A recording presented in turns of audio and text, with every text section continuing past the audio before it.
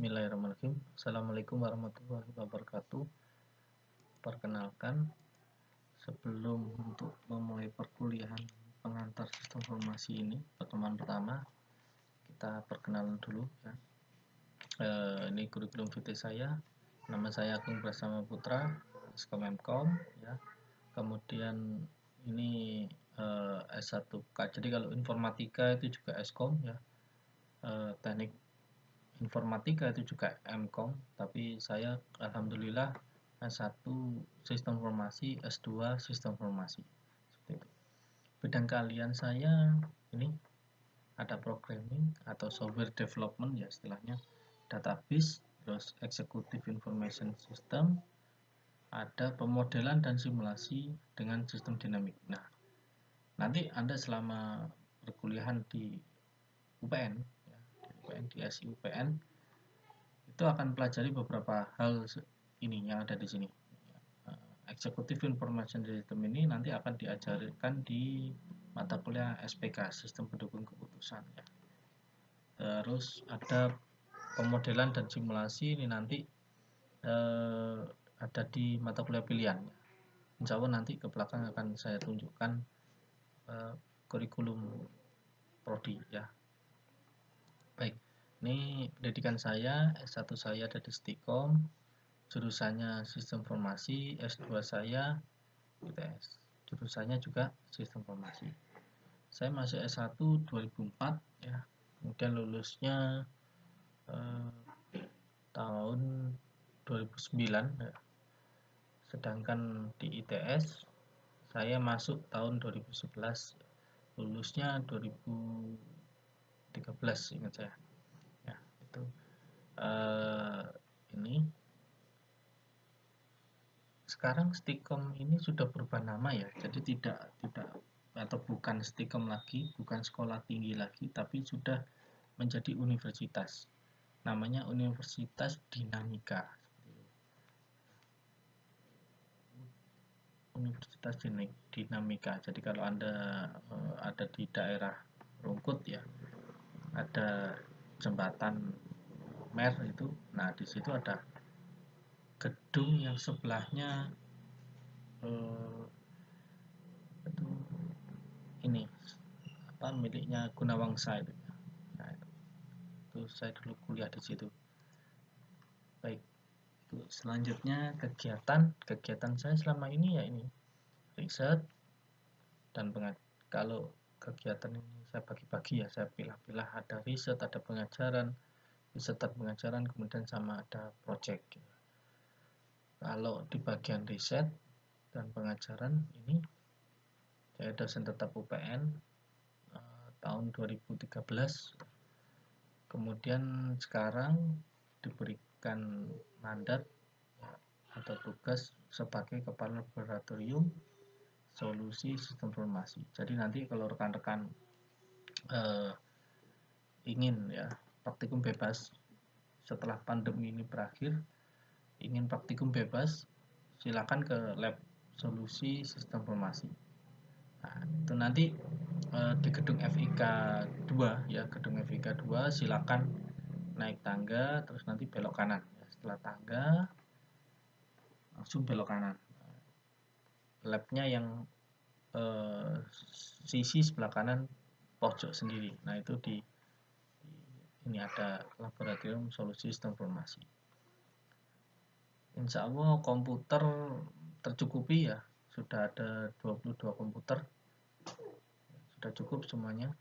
Jadi kalau ada rekan-rekan mahasiswa yang ingin ya praktikum bebas boleh di sana. Tapi ketika masa pandemi ini Anda tidak disarankan ya, tidak dianjurkan untuk ke kampus seperti itu. Baik, ini untuk project ada POS, ini yang mulai dulu sampai sekarang yang paling ini ya. Jadi ini yang saya dulu sampai sekarang paling sering ya POS. Kemudian ada aplikasi kredit dari BCA. Ini ini bukan bb.net ya, tapi ini menggunakan Hisab seingat saya. Ya. Nah, kemudian aplikasi persediaan barang habis pakai di Bank Mandiri ya, ini Bank Mandiri. Ada SIM RS, ini SIM RS, Sistem Informasi Manajemen Rumah Sakit. Ini tahun 2019, tapi ketika pandemi ya, ketika pandemi awal-awal Januari itu pihak rumah sakit lebih memilih untuk sementara ditahan dulu, ditunda dulu untuk kerjasamanya ya. Tapi itu kerjasama sudah berjalan ya, sudah berjalan, tapi ditahan terlebih dahulu atau di hold, istilahnya di hold terlebih dahulu ya. Nanti setelah pandemi ini berakhir itu akan dilanjutkan lagi. Karena saya juga takut ya kalau implementasi ke sana, walaupun ada beberapa yang bisa dilakukan remote ya, saya remote, tapi kalau saya harus datang ke sana itu yang saya juga khawatir ya. Ada aplikasi Android, ini aplikasi Android, ini contohnya aplikasi Android yang pernah saya buat ya, pemesanan batik di Pamekasan, tapi ini tidak ada di Google Play Store ya, tidak ada di Google Play Store, hanya untuk terbatas saja ya, ruang lingkup yang terbatas. Seperti itu rekan-rekan. Jika ada yang ingin ditanyakan terkait ya, CV saya, bisa langsung dilihat di profil WA saya ya. Saya domisilinya di Surabaya, kemudian dan juga di Kota Malang ya, Kota Malang. Jadi saya asli Surabaya, istri saya asli Malang ya. Kemudian selama WFH ini saya berada di lokasi Malang. Saya berada di rumah Malang karena daripada saya bolak-balik ya, Surabaya Malang Surabaya juga tidak kondusif, akhirnya saya milih untuk stay di Malang ya, sampai nanti akhir Desember kemungkinan besar seperti itu. Ya, ini untuk publikasi paper saya, Anda bisa lihat di halaman Google Scholar ya. Ini agak panjang untuk diketik. Baik, kalau itu ini Anda bisa akses di sini ya, akses Google ya, Anda bisa mengakses ke Google Scholar gitu, nanti muncul ya, cari aja ini nama saya Agung Prasama Putra, atau Anda search di Google juga bisa.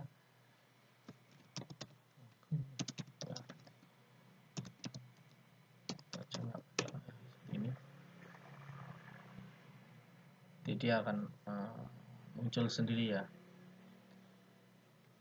Itu jika ingin tahu lebih detailnya, nah ini wajah saya, ini bidang keahlian saya, ini atau Anda klik di sini ya, di webnya jurusan ini, nanti bisa ngelink ke Google Scholar-nya para dosen-dosen ya, seperti itu. Contoh bidangnya VCT, nah ini ya, dia ngelink sana seperti itu ya. Nah, ini aplikasinya tinggi. Nah, itu dari CV saya. Saya memang suka kayak project gitu ya, project di luar. Jadi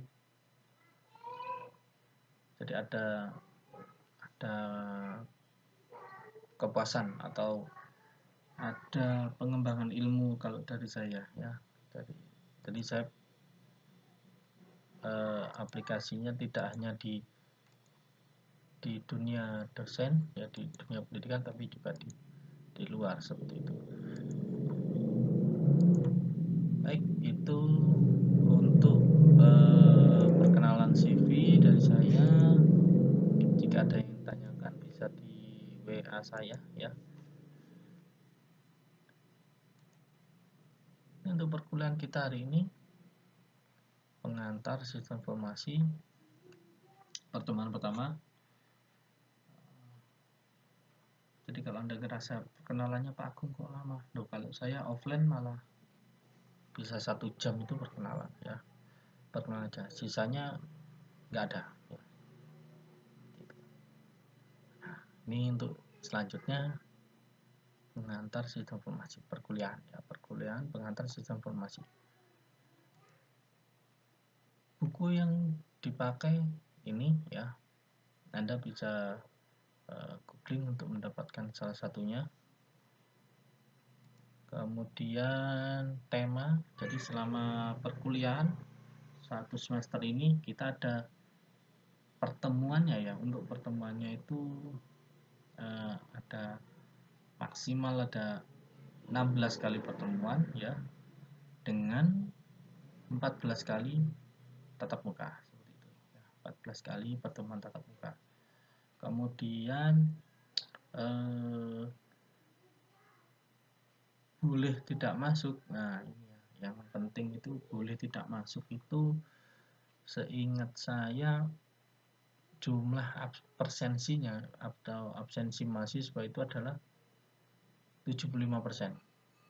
75%. Jadi kalau pengen amannya ya 80% seperti itu.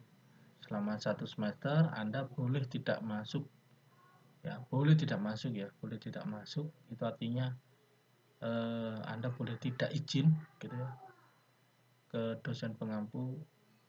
Kalau 75% mungkin 3 kali ya, atau kalau ingin lebih aman ya, jaga-jaga aja dengan 80%, yaitu Anda boleh tidak masuknya 2 kali, itu sudah pasti aman ya, pasti aman seperti itu. Nah, kemudian itu dari persensi ya,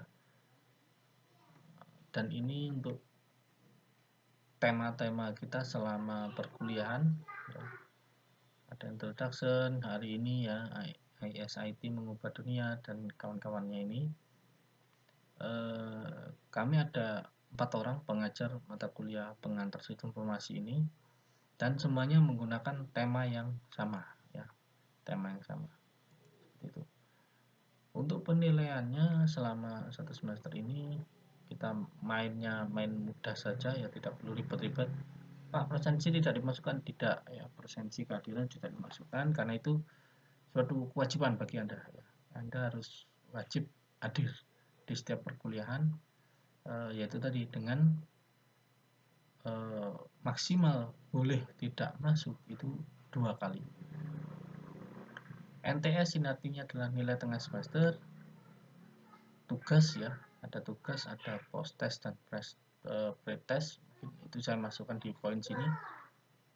Minggu kemarin ya, itu juga termasuk bukan minggu kemarin ya, hari Minggu sore itu saya kirimkan survei awalan, itu juga termasuk tugas ya.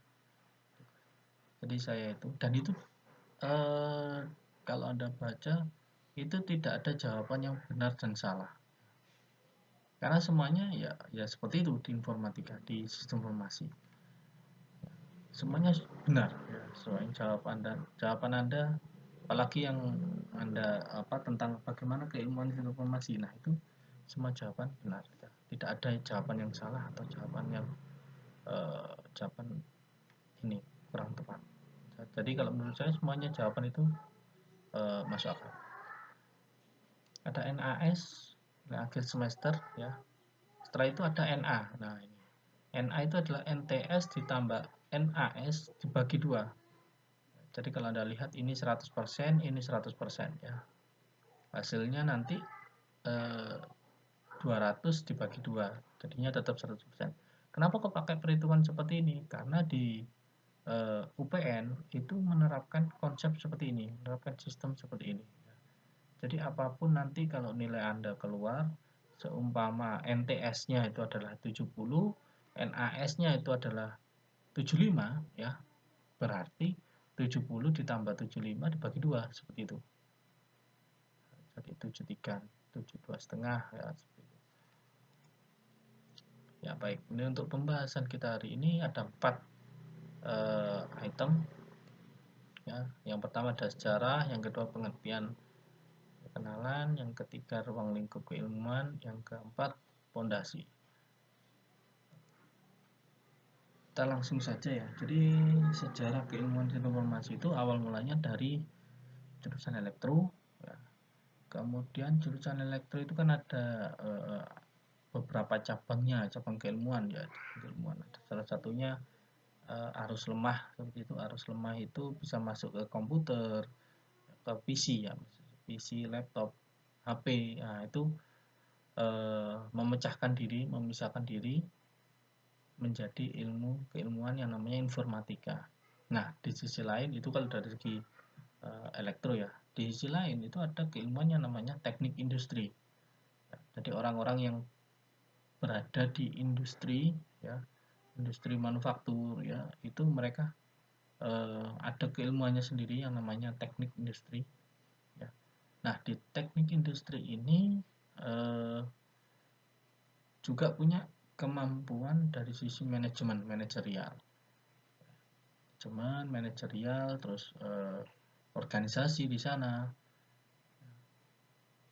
Nah, dua keilmuan ini ya, informatika dan juga teknik industri ini adalah rumpun dari sistem informasi ini. Jadi sistem informasi itu tercipta dari perpaduan antara informatika dan teknik industri.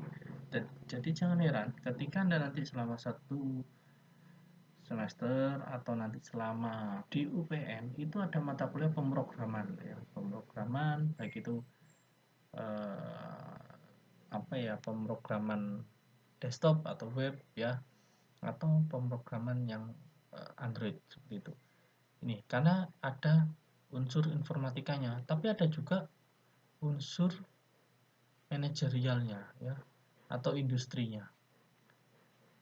Itu ya. Jadi ada informatika, ada unsur manajerialnya, dan unsur organisasinya itu masuk dari teknik industri. Nah ini ya, saya kasih contoh. Ini kurikulum kita, prodi kita. Ini ada bahasa pemrograman ya. Seperti yang saya sebutkan tadi, ini turunan dari elektro, informatika seperti itu. Tapi ada pengetahuan bisnis juga. Nah, ini turunan dari industri seperti itu ya. Kecakapan pribadi ya, algoritma pemrograman ini turunan dari informatika. PSI ini juga turunan dari informatika ya. Nah, seperti itu. Jadi nanti ada campuran ya, mata kuliah campuran antara yang teknik industri dengan yang informatika seperti itu. Sehingga muncullah yang namanya keilmuan sistem informasi. Itu sejarahnya seperti itu ya. Nah, ini untuk perkenalan ya, pengertian dan perkenalannya. Apa sih disiplin ilmu sistem informasi itu? Nah, ada teknologi informasi, manusia, dan organisasi. Organisasi ini ada proses, struktur, fungsi, dan lain-lain. Ini saya ambil dari ISINDO. Kalau Anda lihat, Anda search gitu ya, ISINDO. Nah ini ISINDO asosiasi. Ini sebuah asosiasi untuk prodi sistem informasi ya. Ini yang chapter Indonesia ya, chapter Indonesia. Kalau yang chapter internasionalnya namanya adalah AIS ya. Nah, ini deskripsinya diambilkan dari situ ya. Ini kesepakatan forum dari seluruh prodi ya. Bahkan pas waktu itu prodi kita sistem informasi itu ikut juga ya, ikut sebagai salah satu peserta yang memberikan deskripsi ya. PSI itu kalau dari segi keilmuan itu ada 15 definisi atau 15 sisi gitu ya. Wajah, ada 15 wajah. Pak terlalu banyak. Ya memang seperti itu. Kenapa? Karena ya ini disiplin sistem informasi bersifat multidisiplin.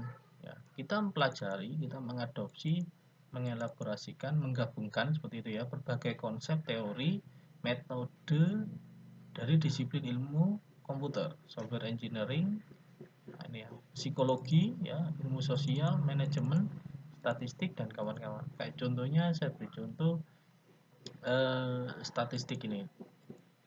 Contohnya tadi di CV saya itu ada tentang pemodelan ya dan simulasi. Nah, ini masuk dari sini. Ilmu komputernya ini juga dapat tadi software development itu termasuk ke ilmu komputer. Nanti ada ilmu sosial ya.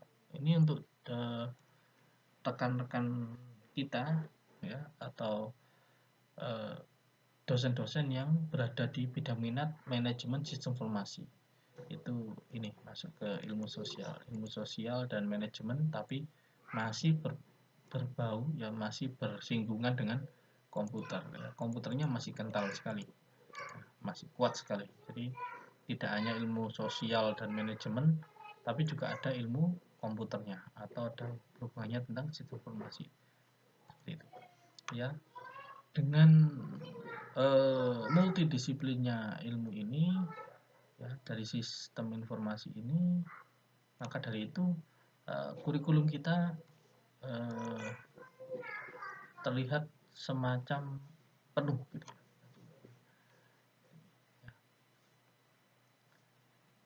Itu karena ya ini kita punya 15 ya, definisi 15 sisi wajah gitu ya. Sisi wajah. Oke.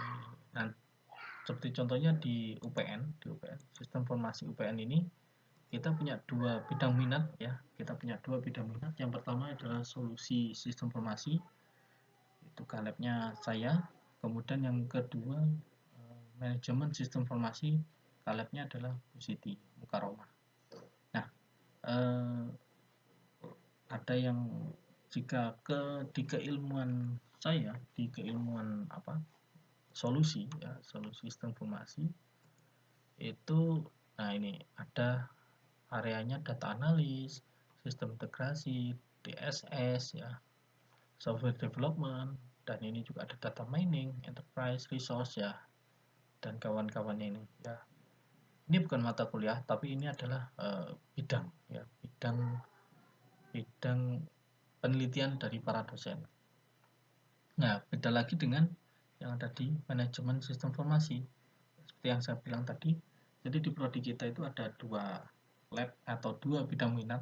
Yang pertama adalah solusi sistem informasi, yang kedua adalah manajemen sistem informasi. Kalau yang manajemen sistem informasi ini nanti ada berhubungan tentang tata kelola, ya, audit seperti itu ya. Ini pengukuran kinerja TKT ini masuk ke masuk ke MSI. TKTI ini masuk ke MSI juga ya, manajemen sistem informasi. Audit itu juga masuk ke manajemen sistem informasi seperti itu ya. Nah, dengan seperti itu dipecah-pecah seperti itu akan memudahkan mahasiswa untuk nantinya skripsinya ke arah mana seperti itu. Tapi jangan khawatir ya, baik solusi maupun MSI itu dua-duanya juga sama-sama tetap menggunakan logic thinking ya, logic thinking atau logika dalam berpikir. Jadi Anda harus menguasai betul itu mata kuliah logika dan algoritma ya, karena itu basic ya, dasarnya. Jadi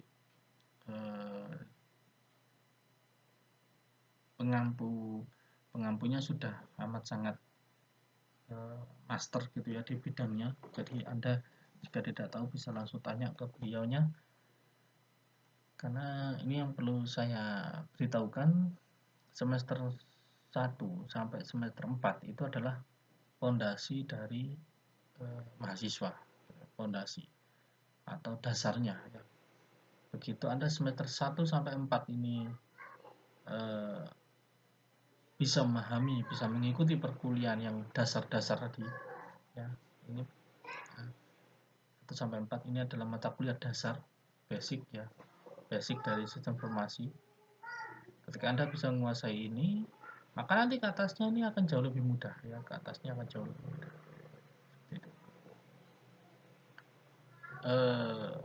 Karena semuanya juga membutuhkan coding. Coding ini maksudnya membutuhkan analisis ya, membutuhkan pemikiran yang atau cara berpikir yang logik gitu, cara berpikir yang logik. Seperti contohnya ketika Anda kenapa kok bisa seperti itu, kenapa kok bisa seperti ini, kenapa modelnya seperti itu, ya angkanya berapa kok bisa sampai ketemu seperti itu, hitung-hitungannya seperti apa. Nah itu yang terus Anda harus pupuk ya, baik di mata kuliah solusi maupun di ini ya, mata kuliah pemrograman atau mata kuliah yang ada di bidang minat solusi ataupun mata kuliah yang ada di bidang minat MSI ya. Seperti itu. Ini tapi menurut dan juga ini ya, ada menurut ACM ya, Asosiasi Computer Machinery ya. Ini ada ACM ya, ini juga ada ACM, ini ada IS ya, Asosiasi Computer Machinery ya.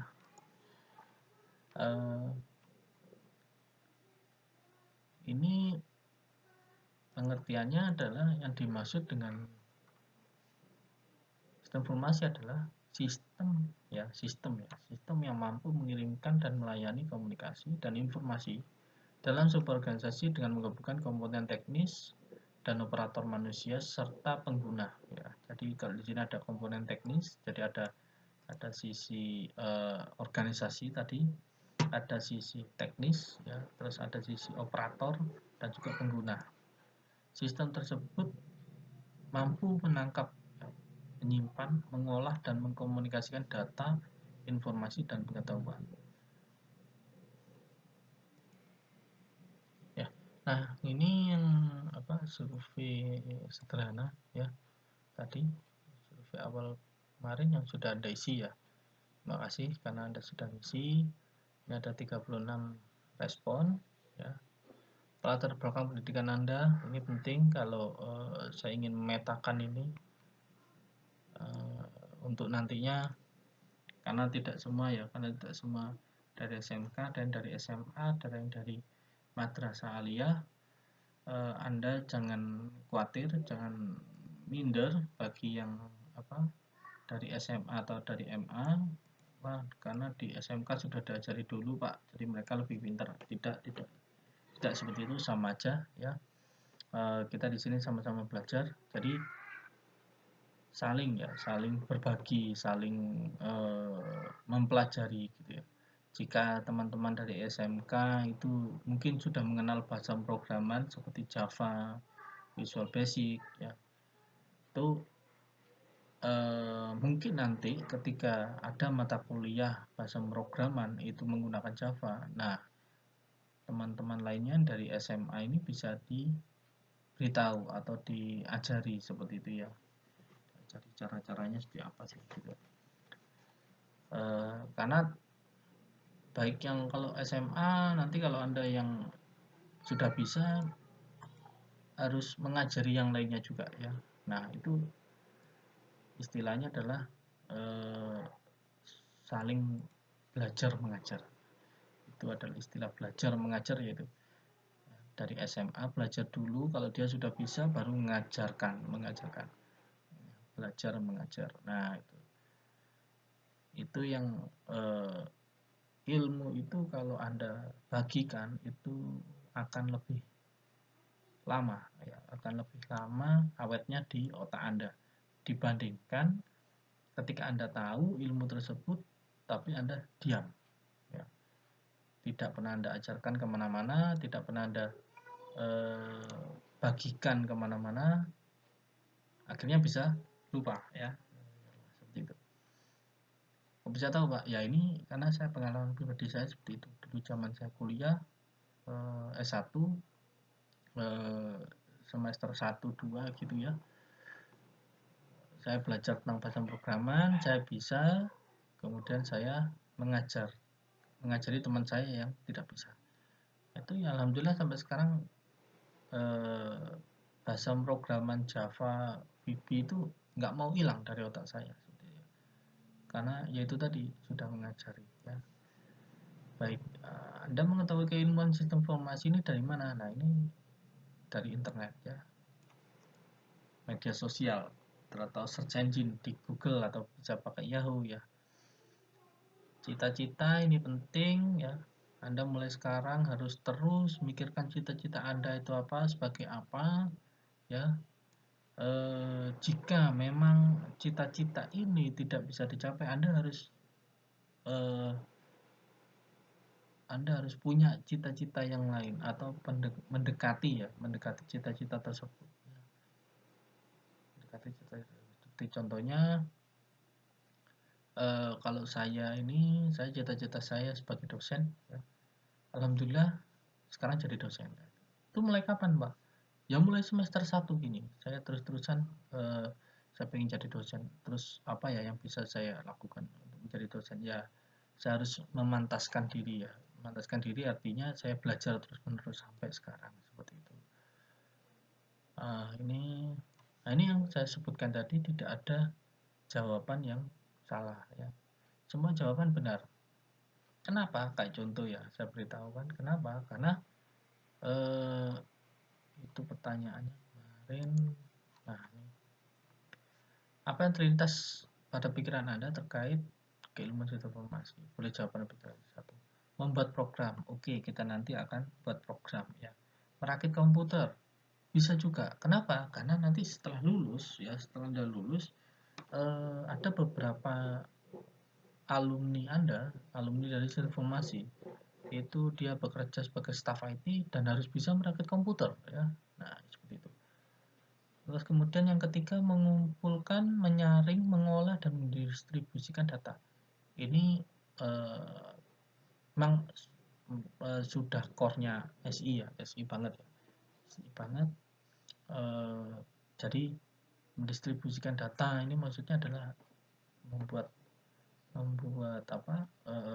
Anda share datanya ya, Anda bisa saling berbagi antara satu aplikasi dengan aplikasi yang lain. Pak, itu nanti diajarkan ya, insya Allah itu nanti bisa Anda pelajari di mata kuliah pemrograman terintegrasi ya. Pemrograman terintegrasi, coba nah ini pemrograman terintegrasi ini mengintegrasikan antara data yang ada di laptop, data yang ada di desktop, data yang ada di web, data yang ada di mobile. Jadi ketiganya akan sinkronisasi. Kemudian yang keempat, merancang dan memodelkan proses bisnis perusahaan. Yes, ini SI juga ya, ini SI juga. Nanti Anda akan juga mempelajari tentang ini, merancang dan memodelkan proses bisnis perusahaan. Kalau di kurikulum ini ya, analisis proses bisnis ini masuk ya. Ada pengetahuan bisnis ini juga ada nanti, tapi ada di APB ini, analisis proses bisnis ini nanti akan disuruh buat merancang gitu ya, sama analisis lagi tidak ya. Nah, ini ADT, analisis desain struktur, ini juga akan mempelajari tentang membuat ya atau merancang dan memodelkan proses bisnis dari perusahaan. Jadi kalau Anda sudah punya perusahaan kecil-kecilan gitu ya, ada punya perusahaan orang tua, itu nanti bisa Anda gunakan untuk studi kasusnya. Gitu. Membuat game ya bisa jadi karena nanti di mata kuliah pemrograman mobile itu dulu ya sebelum pandemi itu ada membuat game ya, pemrograman mobile. Tapi selama pandemi ini karena beberapa alat ya, harus menggunakan alat yang ada di lab, nah itu yang tidak bisa dilakukan.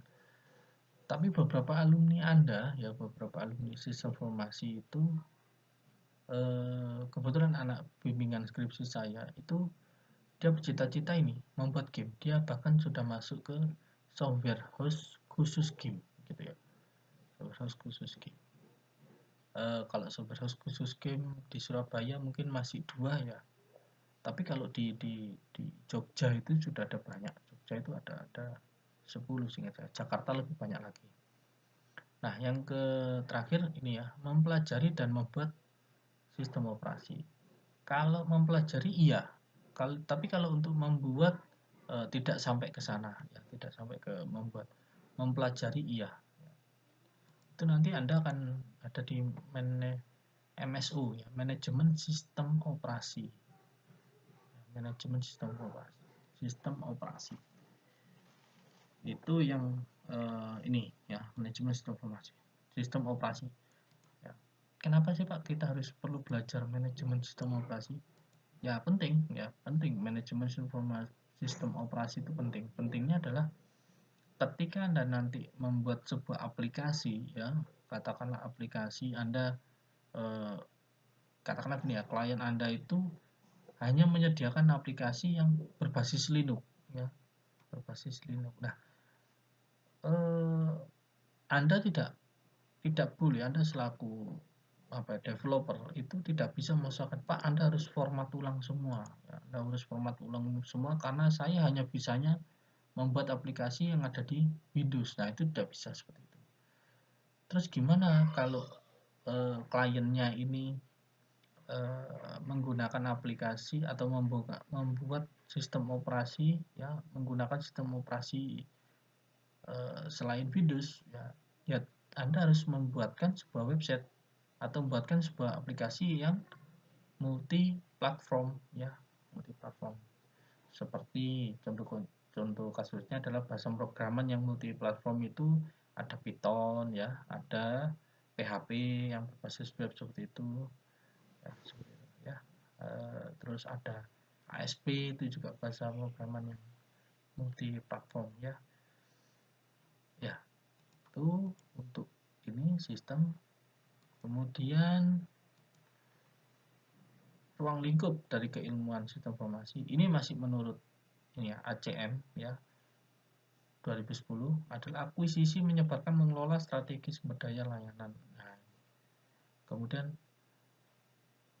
jadi dia itu ruang lingkup sistem informasi itu yang mulai mendapatkan ya, atau mengambil data, kemudian menyebarkan data tersebut, mengelola data tersebut, strategi ya, sampai strategi bagaimana ya cara mengatur sumber dayanya ini, sampai ke layanan teknologi informasi. Layanan teknologi informasi itu berada di area SI, infrastruktur ya. Terus ini pengertian yang atau ruang lingkup yang pertama. Ruang lingkup yang kedua adalah ini. Jadi kalau ini ada faktor ya, ada faktor eksternal gitu ya. Dari faktor eksternalnya dan faktor dari layanan atau infrastrukturnya ya. Sedangkan ini dari sisi internal ya. Internalnya pengembangan sistem atau pengembangan aplikasi atau software development, nah itu masuk ke sini. Terus ada pelaksanaan bencana, evolusi infrastruktur dan sistem yang digunakan dalam proses organisasi. Ya, evaluasi infrastruktur ini bisa meliputi semacam perubahan ke arah ini ya, mobile ya.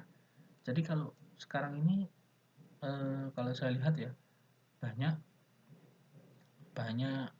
toko-toko kopi seperti Janji Jiwa, terus Janji Hati, janji-janjian ya, terus ada janji suci, mungkin ada janji bohong, nah, seperti itu dan kawan-kawannya itu, janji-janji yang kawan-kawan itu mereka menggunakan aplikasi handphone ya, atau tab seperti itu ya. Tab nanti dia tak dikduk di situ, di tabnya nanti diklik simpan, dia bisa ngeprint dan kawan. Nah, itu aplikasi Android. Kalau dulu harus menggunakan komputer kasir atau komputer kotak yang besar itu.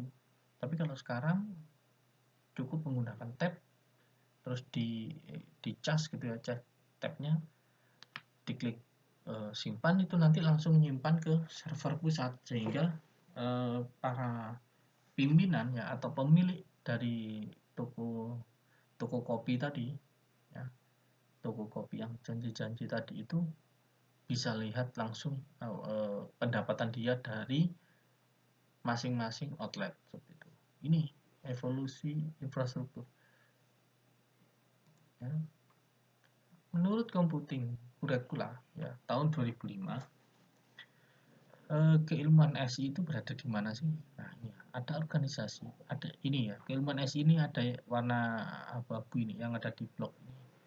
Nah, jadi ada organisasi ya, ini ada organisasi ini besar sekali faktor organisasinya. Kemudian ada ke applied teknologi ya, teknologi aplikasi ya, aplikasi teknologi seperti itu.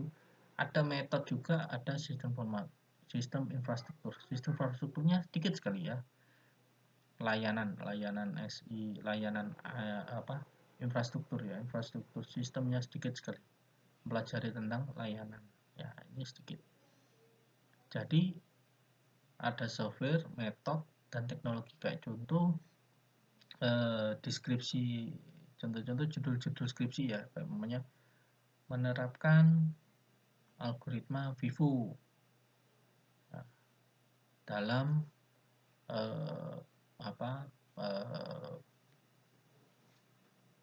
pengendalian barang atau inventory gitu, menggunakan algoritma ya, merancang dan bangun ya sistem informasi inventory dengan menggunakan metode FIFO ya, first in first out. Nah, itu artinya ini software method. Nah, application teknologi yaitu tadi Anda ngodingnya di sini. Nah, ini ada application deployment, konfigurasinya gimana. Jadi lebih ke menggunakan metode apa, diterapkan kemana, seperti itu. Oke, ini kalau saya rangkum ya, dirangkum sehingga keilmuan SI itu adalah ini, keilmuan yang menghubungkan antara kebutuhan organisasi atau proses bisnis, orang atau pengguna, dan teknologi. Ya, ada 3 faktor ini, 3 unsur yang perlu diperhatikan ya, yang perlu kita terus pelajari nanti. Maka dari itu di sini ya, menurut Anda apa komponen? Nah, ini termasuk bisnis ya kan, tadi orang, people, human, teknologi, informasi. Ini semua jawaban ini benar ya. Kenapa semua jawaban saya bilang semua jawaban benar? Karena contoh ya, yang ketiga ini teknologi, oke, sudah masuk SI. Data ini bisa Anda dapatkan dari orang kan gitu ya. Data Twitter, data apa itu kan dari sini ya. Proses yang namanya proses ini ya selalu ada di organisasi atau bisnis ya. Data Twitter itu kan ada prosesnya di situ, ada bisnis organisasinya di situ ya. Kemudian ini ada data, proses, people, teknologi. Nah, ini juga ada, ini menurut Davis ya. Davis itu SI adalah data, proses, human, sama teknologi ya. Tapi kalau menurut ICDO tadi yang atas ini, informasi teknologi ini, teknologi data proses ini juga menurut ini Rainer tadi itu dia masuk ke sini. Informasi, orang, ya, people, teknologi. Nah, informasi ini yang dimaksud nanti ya, ada penjelasan apa itu yang dimaksud dengan informasi, apa yang dimaksud dengan data, itu nanti akan ada. Kemudian teknologi ya. Itu. Jadi terima kasih karena sudah ngisi. Kalau boleh saya sebutkan, tidak ada jawaban yang benar, tidak ada jawaban yang salah di sini ya. Jadi Anda nggak usah khawatir. Kayak contohnya ini, apakah Anda sudah mengetahui apa yang dimaksud dengan data? Nah, ini saya dalam kurung tolong dijawab jujur ya. Karena memang kalau nggak tahu ya jawab nggak tahu. Kalau tahu ya jawab nggak tahu. Tahu ya. Kalau tahu ya jawab tahu, seperti itu ya. Nah, oke. Ini slide saya cuma 20 ya, tidak terlalu banyak sebenarnya. Sistem itu didefinisikan ini menurut James ya O'Brien. Sistem didefinisikan sekumpulan komponen yang saling terkait ya. Jadi kalau ada beberapa item komponen ini, ada beberapa proses, ada beberapa item, ada beberapa policy ya, saling terkait ya, dan memiliki batasan yang jelas, bekerja sama untuk mencapai tujuan yang sama, maka itu yang disebut dengan sistem. Kayak contoh Anda kemarin ya, sistem registrasi dan pendaftaran. Ini contohnya. Anda kan harus ngupload file dulu ya, ngupload file UKT. Setelah ngupload file UKT, Anda harus bayar UKT di bank ya, di bank. Setelah itu Anda baru bisa daftar ulang atau registrasi di UPN. Nah, coba kalau umpamanya ini proses bayar ulang ini nggak ada, berarti kan ini sekumpulan komponen yang saling terkait ya.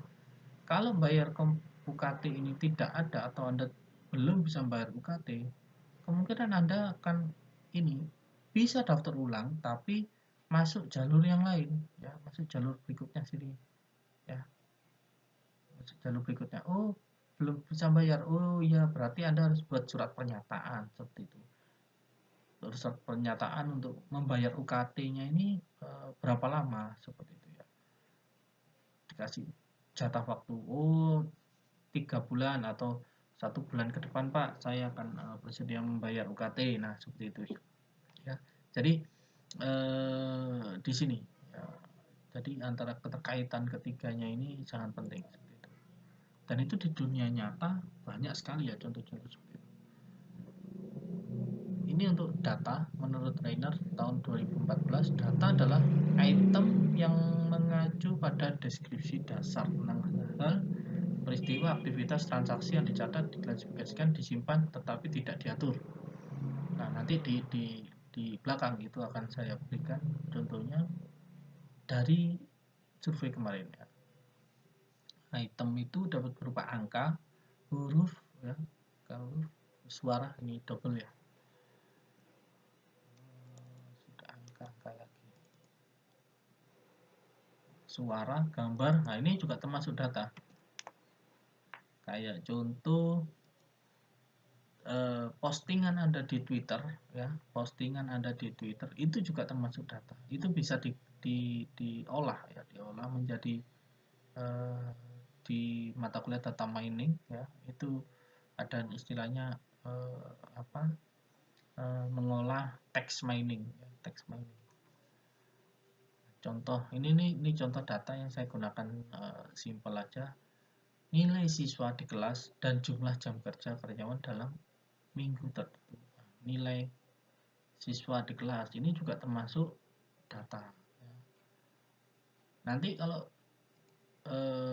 ke atasnya lagi ada lagi ya. Jadi nih informasi, jadi ada. Jadi kalau saya pilih ya, ada 3 di pondasi ini, di pondasi pengertian sistem informasi ini ya, ada 3. Nah, yang pertama adalah data, yang kedua adalah informasi, yang ketiga adalah pengetahuan. Nah, ada data, ini data, yang berikutnya adalah informasi, yang ketiga ini adalah pengetahuan. Informasi ini mengacu pada data ya, mengacu pada data, atau informasi ini adalah sekumpulan dari data yang ditata, yang diolah ya, sehingga memiliki makna dan nilai bagi penerimanya. Contoh, nilai mahasiswa dirangkai dan dihitung sehingga menjadi nilai rata-rata kelas. Nah, kalau sudah dijadikan rata-rata kelas ini kan memberikan pengetahuan, memberikan makna lebih kepada yang menerima. Oh, ternyata rata-rata kelas di saya itu sekian ya, gitu. pengetahuan itu adalah terdiri dari data dan informasi yang telah disusun dan diproses untuk menyampaikan pemahaman, pengalaman, akumulasi pembelajaran, dan keahlian yang diterapkan pada masalah bisnis atau masalah yang lain ya. Ini menurut Davis tahun 98, data adalah fakta ya. Jadi semua yang ada di fakta itu adalah data. Informasi itu adalah data yang diinterpretasikan atau data yang ditempatkan dalam konteks yang bermakna. Jadi kalau data Twitter Anda biarkan, Anda ambil aja tapi nggak diolah, itu ya nggak jadi apa-apa gitu ya. Tapi kalau data Twitter itu Anda olah, akan menjadi suatu informasi yang menarik ya. Oh, ternyata sekarang ini trending topik tentang hoax ya. Hoax yang paling tinggi itu adalah hoax tentang COVID-19 seperti itu. Yang ketiga, ini ada pengetahuan. Pengetahuan diperoleh dari informasi dengan mengintegrasikan informasi dengan pengetahuan yang ada. Jadi pengetahuan yang Anda dapatkan itu ada didapatkan dari berbagai macam informasi yang sudah masuk ke Anda, dan itu Anda olah dan itu diintegrasikan gitu ya. Kayak contoh umpamanya Anda mendengarkan atau Anda mendapatkan informasi gini, ada film pendek yang bagus tahun 2020. Terus Anda dapat informasi lagi, film itu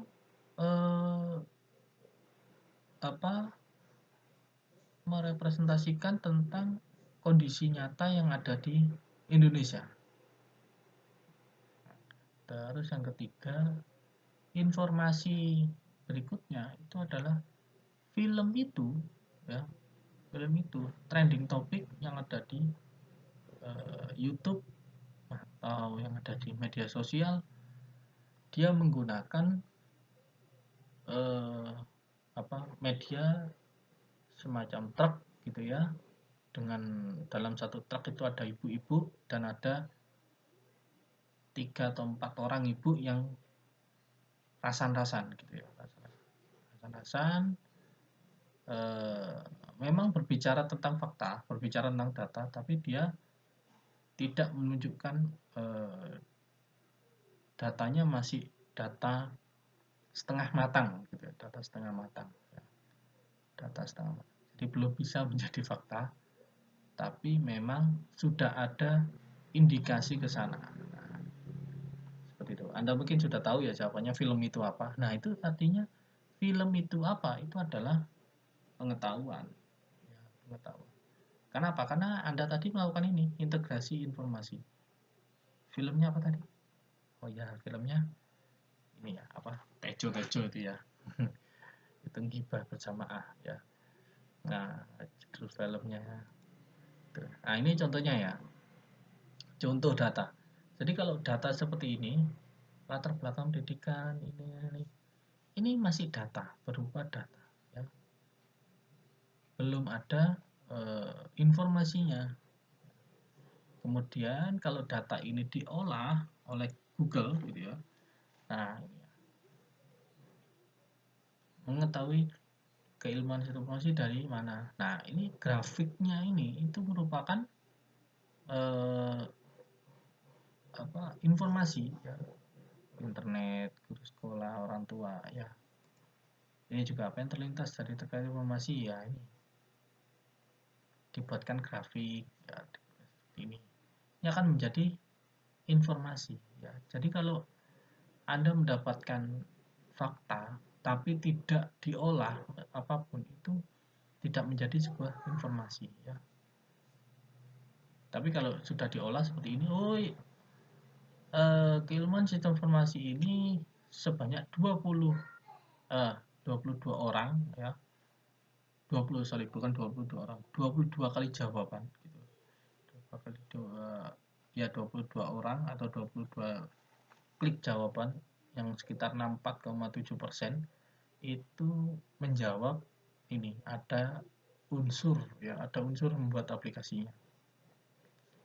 76,5 ini ada unsur tentang mengumpulkan, menyaring, dan mengolah dan mengintegrasikan data.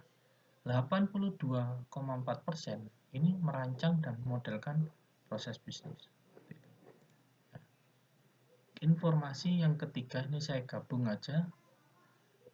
Apakah Anda sudah mengetahui apa yang dimaksud dengan data? Dan yang ketiga, apakah ini teknis ya, teknis banget.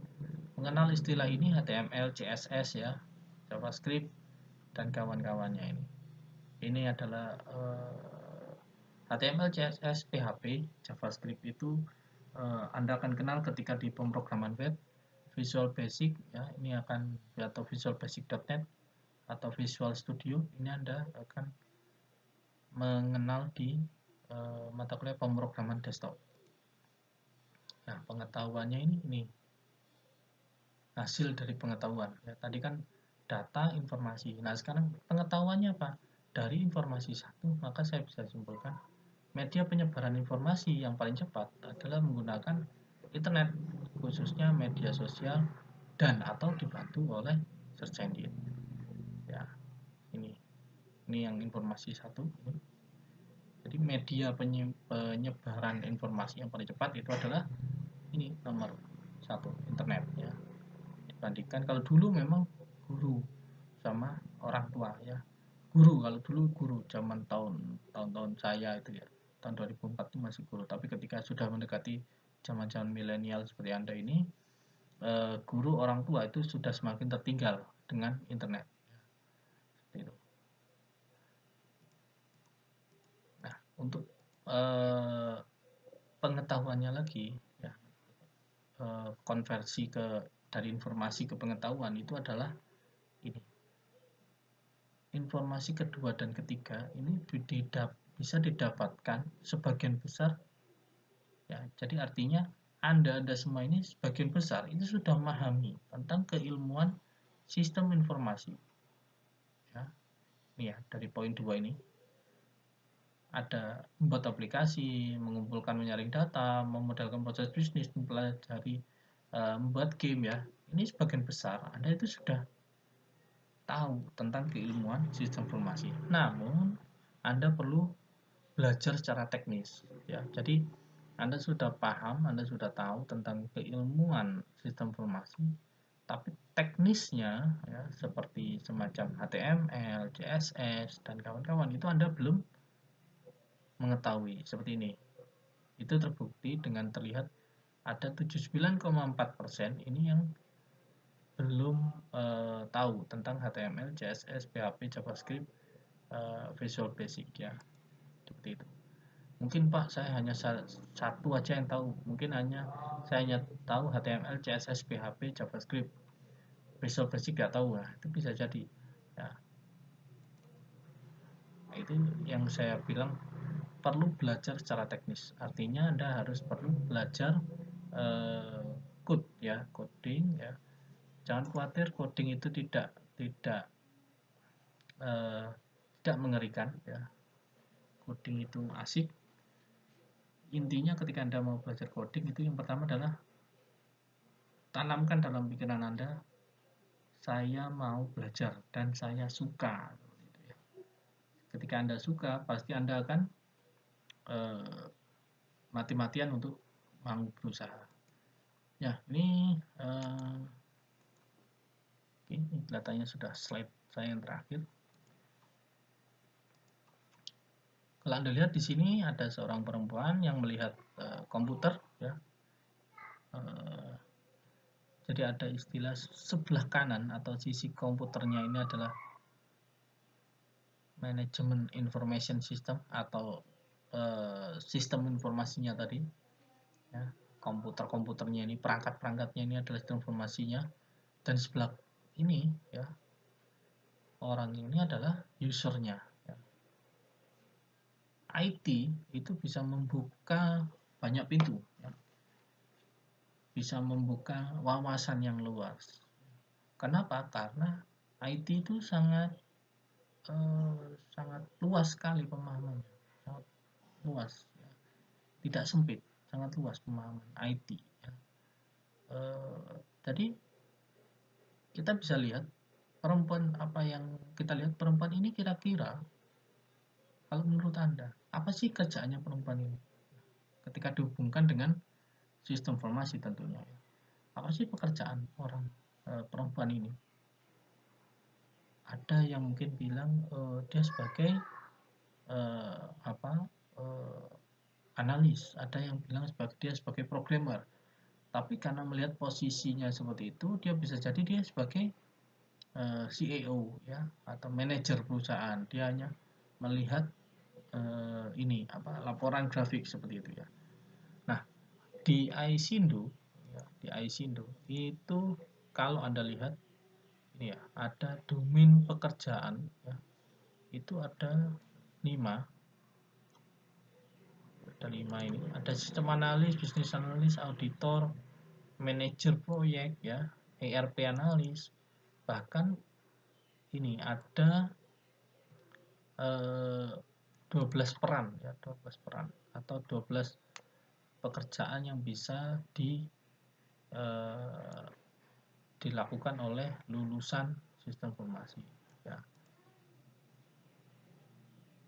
Chief Information Officer ya, ini ada konsultan sistem informasi, ini nanti bisa larinya seperti membuka software host sendiri gitu ya. Enterprise application ini fokus ke data warehouse ya, seperti itu. Ini ya, di iSindo IS Curriculum.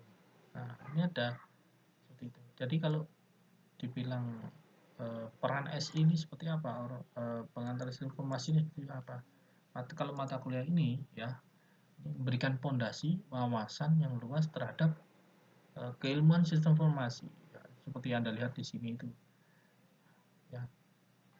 Kalau di komputernya ada sisi MIS-nya, usernya berada di sini. Tapi apa yang bisa kita pikirkan, apa sih pekerjaan perempuan ini ya. Nah, pekerjaannya apa? Nah, ini kalau di iSindo pekerjaannya bisa banyak seperti ini ya.